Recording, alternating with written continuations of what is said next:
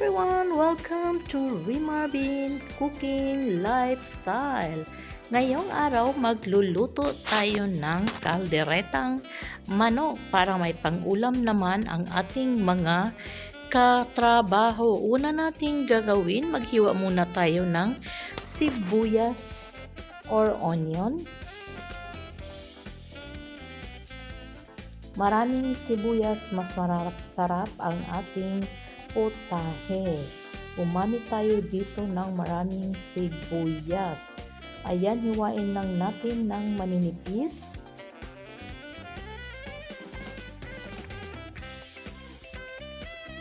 Ayan, pagkatapos nating hiniwa, ito naman ang carrots. Nakahiwa na rin pala ako ng ginger and chop na rin or minced garlic na rin ako dyan. Hindi napakita sa inyo dahil siyempre alam na naman natin yan kung paano mag-mince or mag-chop ng garlic or ginger. Itong ibang gulay lang ang pinakita ko. Then pagkatapos ng carrots, maghiwa tayo ng patatas.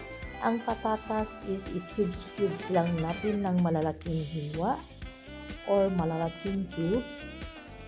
Ayan, ganyan. Depende sa inyo kung gaano kalaki. Pero ito ganito kalaki ang gusto ko para makita natin ang ating patatas sa ating kinakain. Sa hindi pa nakasubscribe sa ating channel, just click the subscribe button and notification bell para ma-notify kayo sa mga newly uploaded recipe. Pagkatapos natin ang patatas, isunod natin ang ating green bell pepper. Pwedeng gumamit ng red or yellow. Pero dito, gumamit lang ako ng green at hinap lang natin ng cubes. Pagkatapos lahat ng gulay, dito maglagay tayo ng mantika sa ating kawali. At una nating prituhin ang ating patatas. Bahagya lang natin itong prituhin parang golden brown ang both side.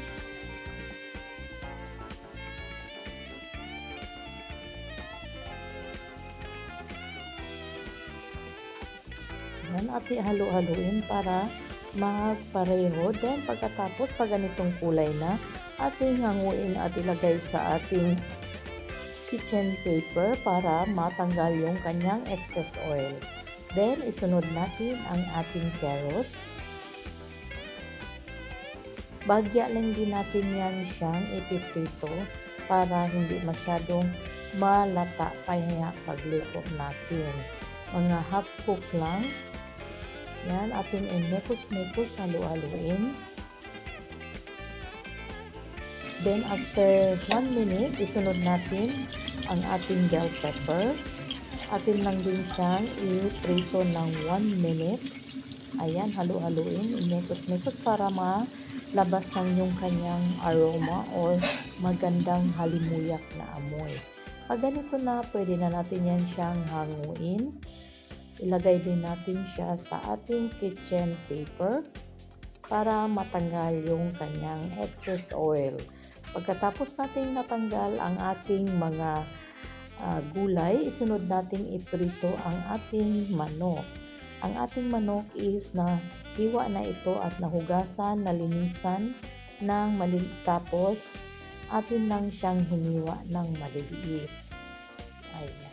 Pwede rin malalaki, pero ako para kasi marami kami dito, ganyan ang ginawa ko. Maliliit lang, parang bite size lang kumbaga kung tawagin nila. Ayan. Prituhin lang din natin yan siya hanggang mag-golden brown. Both side para matanggal yung kanyang langsa at saka yung dugo. Pagkatapos natin yung prituhin lahat at iset aside din natin. Again, sa hindi pa nakasubscribe sa ating channel, just click the subscribe button and notification bell para ma-notify kayo sa ating mga newly uploaded recipe. Ayan, na golden brown na, atin na siyang tanggalin isa-isa at ilagay din natin sa isang plato at iset aside. Dito sa ating same kawali, Dito natin igigisa ang ating onion. Ayan, maraming onion. Igisa lang natin hanggang mag-translucent. At lalabas yung kanyang bango. Pag lumabas yung bango kasi ng onion is masarap sa ating mga dishes or mga ulam. Then isunod natin ang maraming garlic and ang ating ginger.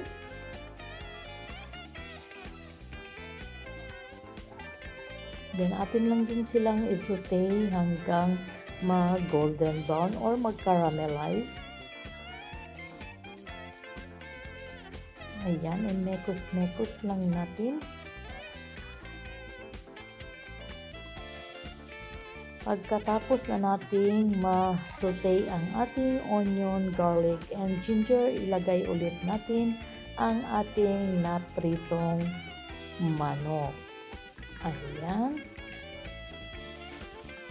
Atin lang halo-haloin konti at isunod naman natin ang ibang mga sangkap. Dito naglagay tayo ng tomato sauce, ating chicken cubes,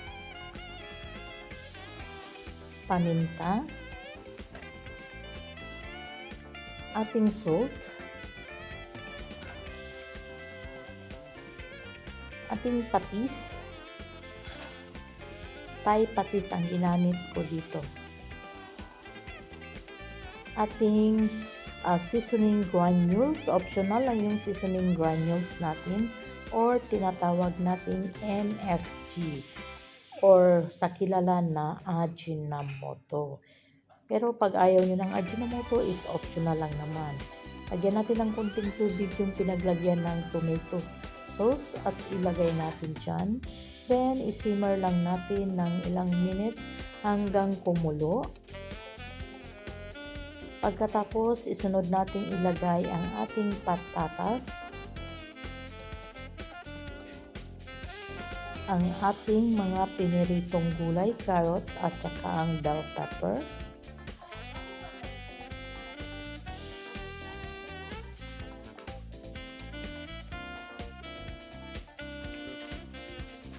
Tapos atin lang siyang halu-haluin, mekos-mekos. Then, isimmer na natin yan siya hanggang maluto.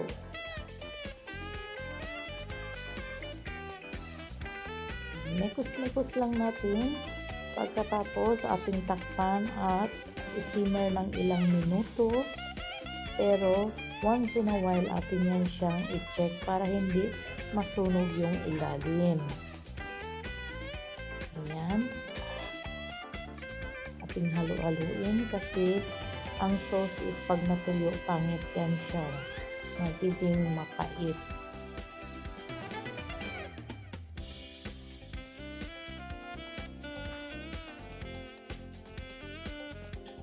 Yan, halu-haluin, mekos-mekos lang natin.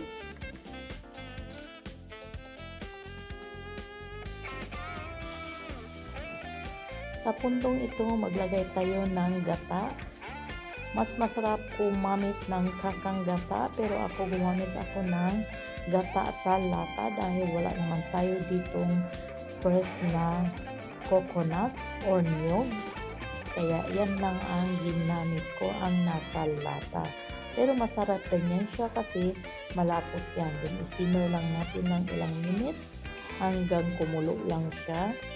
Ayan, huwag natin masyadong i-overcook ang ating gata para malasahan natin yung linamnam ng ating caldereta.